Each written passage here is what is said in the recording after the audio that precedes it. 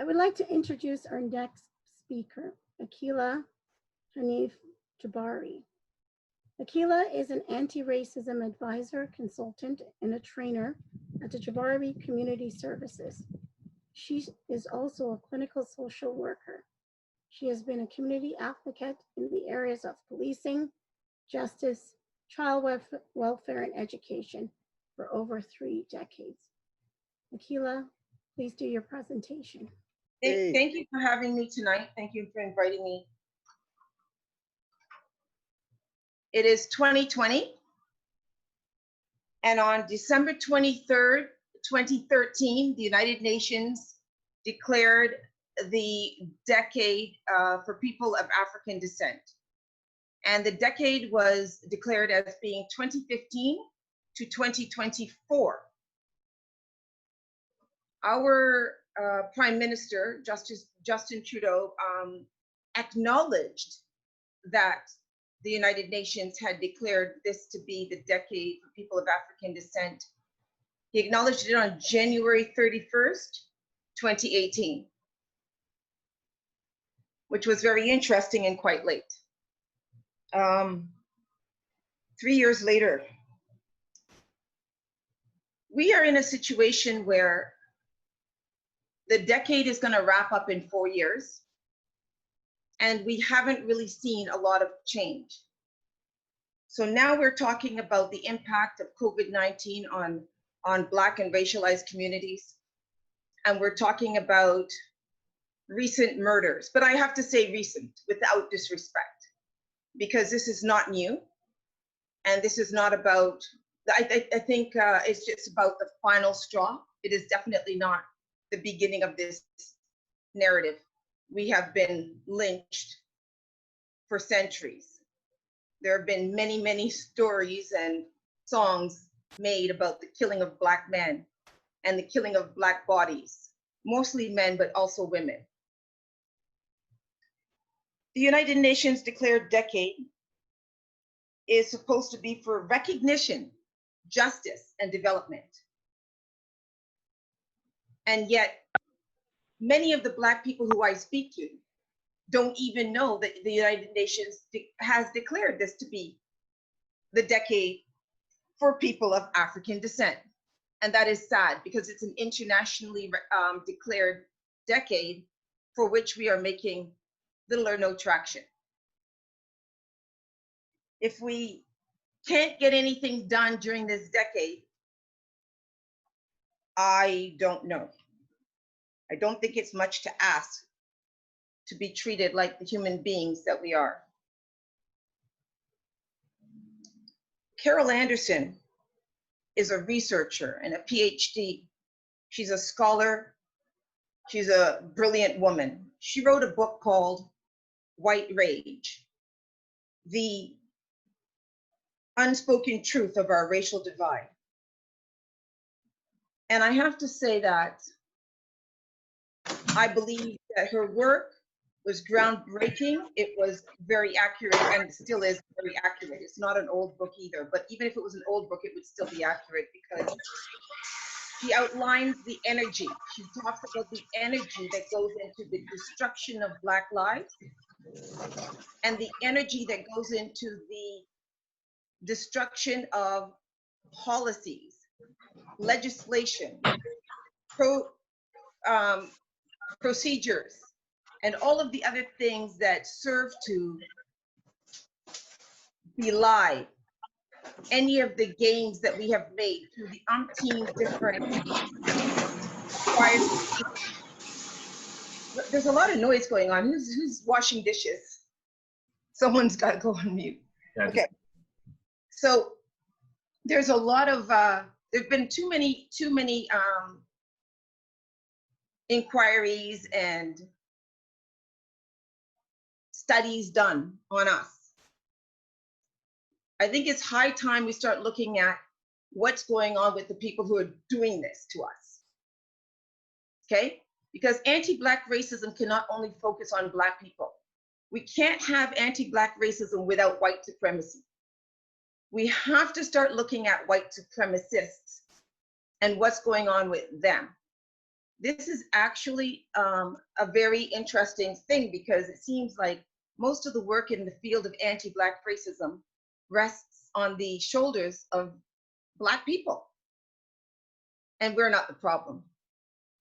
So we need to start looking at the energy that goes into how this actually happens.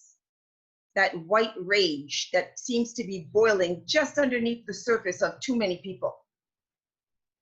And the conspiracy of silence that goes on in the hearts and the minds and the actions of the people who watch it happen. The many, many, many white people and other races as well, who are now surprised, who are saying, oh my goodness, I didn't realize. And I don't know what you were doing for the last 400 years why you didn't realize. And I don't know what you were saying for the last 400 years why this is still happening. So I think we need for people to be more than the allies they purport to be. I think that we need people to start being anti-racist. And in order to be an anti-racist, it's incumbent upon people to do the work of examining the racist ideology that they have, because your thoughts give rise to your actions. And your actions have resulted in the situation that we're in right now. Whether they were actions of perpetuating anti-Black racism, which you will be naturalized to because it's in the air and it's in the water that you were raised in. And it doesn't matter what country you came from or what country you were raised in, or the fact that you came to Canada where we're supposed to be better than the South, which we're not. It doesn't matter. If you are alive today in this world, you have been subject to anti-Black racist ideology. And unless and until you do what Bob Marley said and emancipate yourself from mental slavery, you are a person who holds anti-Black racist thinking. Your ideology needs to change. And that's an internal work that needs to be done. And it needs to be done because we've done so much external work and it hasn't moved anything. I mean, nothing substantial. We're still in a society where Black bodies are killed with impunity. We're still in a society where we have Amy Coopering happening. Amy Cooper became a verb, you know? So we have people who are Amy Coopering our brothers. We still have a society where people want to know, how can I get a job? A society where somebody who looks like me has to figure out how they're going to show up at the interview. If I get called, because you see my name already, right? So we have a lot of work to do. And I think it starts by looking at what is actually happening and why. Why is this happening? Well, this whole thing started as an experiment, as a plan that European people launched for economic prosperity. The whole concept of race is a social construct. I'm a Black woman. I'm a Black Muslim woman. But that's because my people were labeled as Black, and some people were labeled as yellow, and some red, and some brown, and some white. But that is all a social construct that was made by European people in an effort to colonialize and prosper. And it was actually quite a successful project because it was initiated centuries ago, and it's so embedded in our society and so entrenched that the ideology of it is pervasive, international. So that project was initiated so that white supremacy could be born. And white supremacy is still alive and getting fatter by the day. And if you don't erase the white supremacy ideology from your mind, then you'll be complicit in supporting it through your actions, because we do not act outside of our thinking. Well, if we're healthy. Your thinking gives rise to your actions. Your silence, your conspiracy of silence is happening because maybe you don't think it's all that bad. Maybe you're able to tell yourself, well, we're better than the people in the South. Maybe you can only remember one name of one person, and that you forgot that a Black man was murdered in April of 2020 in his home in Brampton by police. Maybe we forgot that already. So now we're only talking about one person, and we can say, oh, but that wasn't here. Or we're still trying to figure out what happened to Regis. There's been a long line of murders of Black bodies. And the energy behind that is white rage.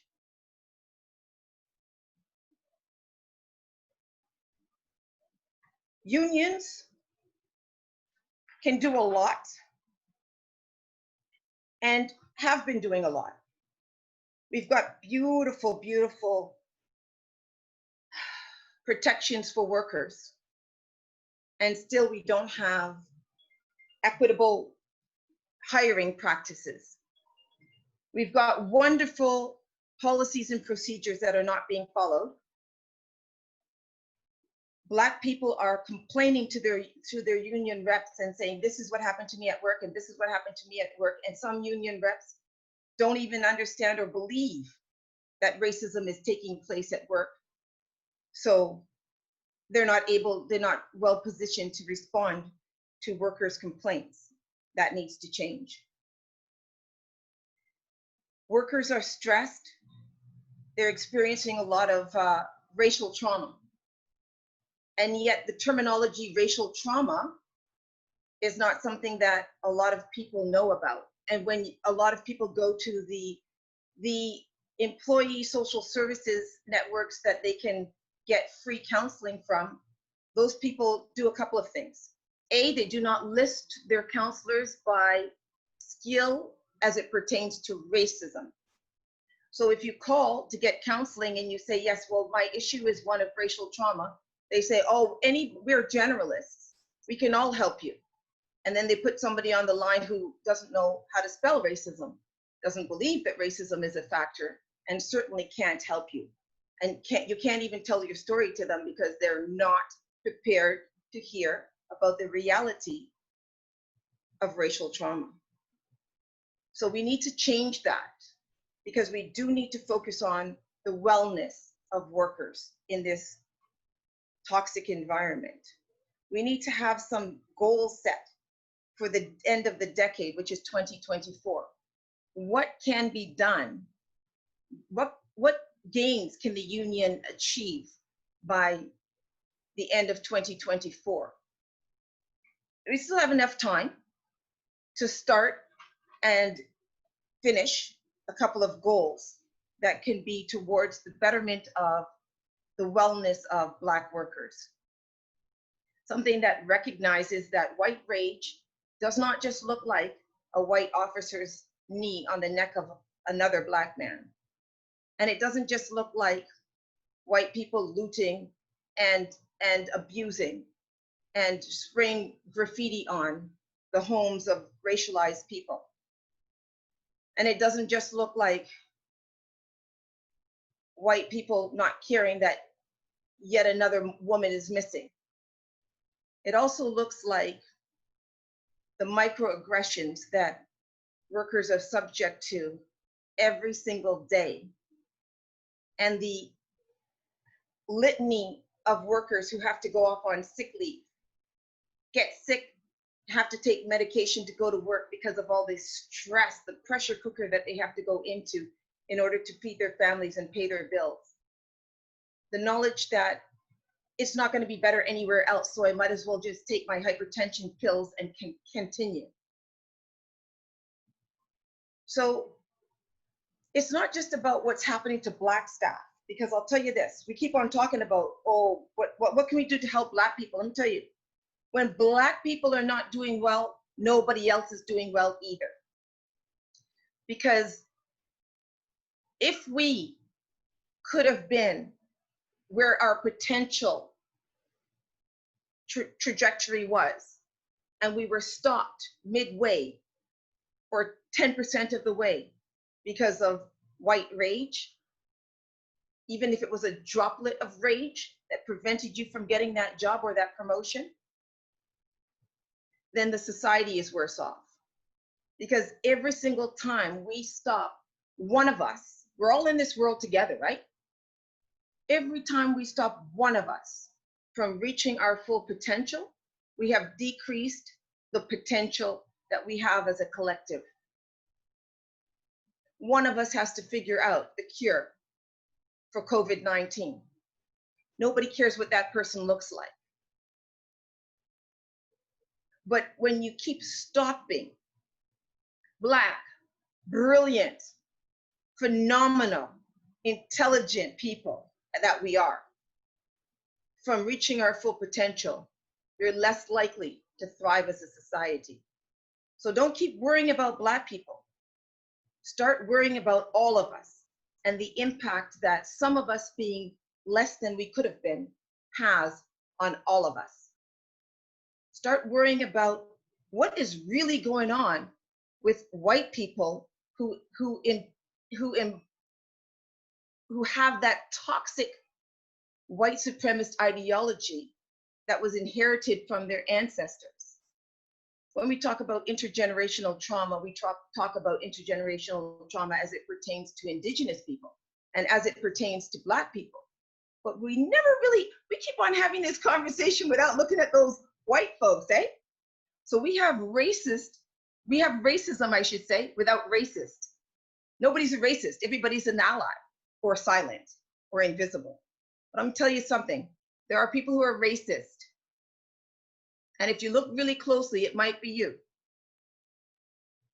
And if you look even closer, it might be that you are complicit in racism through your conspiracy of silence and maintaining that race code of silence.